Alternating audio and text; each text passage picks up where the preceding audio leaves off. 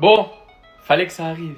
Les critères qui désigneront le Ballon d'Or 2025. Je commence tout de suite. Le critère lié à l'ensemble de la carrière disparaît. C'est faux. Ce critère-là avait déjà disparu. Vous pouvez rechercher les critères de la saison passée. Lorsque le Ballon d'Or se disputait entre Vinicius, Bellingham et Rodri, vous ne trouverez nulle part le critère lié à l'ensemble de la carrière. Concrètement, cette saison, critère numéro 1, les performances individuelles et le caractère décisif et impressionnant. Critère numéro 2, l'aspect collectif et les trophées remportés. Critère numéro 3, la classe et le fair play. Globalement, si le Ballon d'Or était réellement attribué sur des réels critères, mais je signerais tous les jours. Mais les gars, ne vous faites pas avoir. Comme chaque année, il y a des critères pour le Ballon d'Or.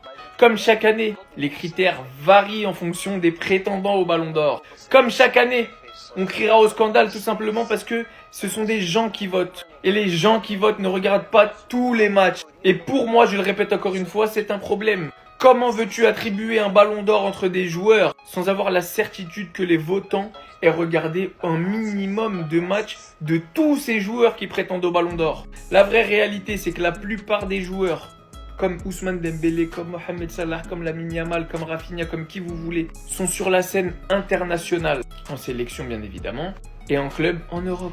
La plupart des votants sont marqués que par la Ligue des Champions. Ne me faites pas croire que la plupart des votants ont regardé plus de 10 matchs de Dembélé en Ligue 1, que les gens ont regardé plus de 10 matchs de Lamine Yamal ou de Rafinha en Liga, etc., etc. C'est donc la raison pour laquelle tous les ans, dès qu'un mec commence à être bon en quart de finale ou en demi-finale, directement, pouf, hip-hop. Vous étonnez pas. C'est pour ça que je vous ai dit que je pense que Lamine Yamal le gagnera. Je vous ai déjà dit que pour moi c'était pas mon prétendant. Mais vous avez compris, les performances individuelles et le caractère décisif et impressionnant. Très souvent, cette phrase, ça veut dire tout ce qui se passe en première partie de saison, on s'en fout. Et après on vous regarde à partir des quarts de finale de Ligue des Champions. Malheureusement, je pense que le Ballon d'Or sera comme d'habitude un concours de hype.